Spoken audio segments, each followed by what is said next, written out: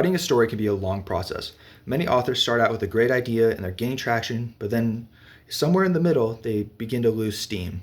This is referred to as the messy middle, and here's why that happens. The beginning of the book is just kind of you establishing your world, your concept, your characters, and their problems. You as the author, when you come up with the idea for the story, this is what you already know. Maybe you know the ending and you know where they're going, so you know where they start and you know where they're going, but you just can't figure out how they get there. This messy middle is where most manuscripts go to die. But it doesn't have to be that way.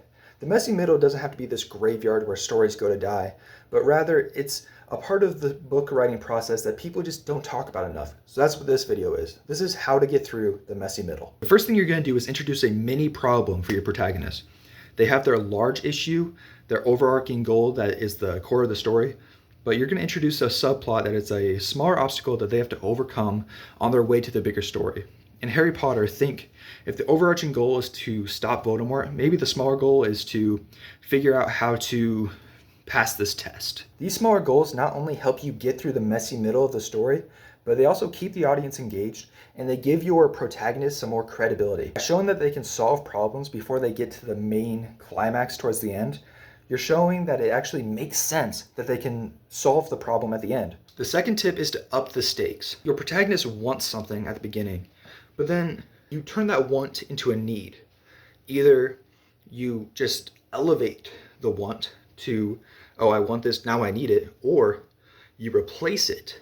I thought I wanted this, but it turns out that I really need this. My third tip, which ties into tip number 2, is to have your main character reflect. What do I want? What am I willing to do to get it? Do I really want it?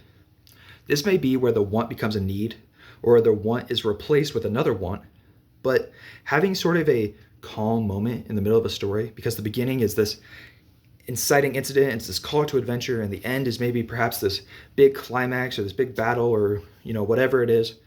In the middle is a good time to stop, reflect, and really consider, what do I want? What am I willing to do? And do I even want it? My name is Miles Brewer, and not only am I trying to make it as an author, but I'm trying to help you make it as an author through helpful tips, tricks, and advice online. So if you want more videos like this, drop me a follow. And if you want to check out my new book, Skybound, it's available now with the link in my bio. Go check it out. And as always, keep writing.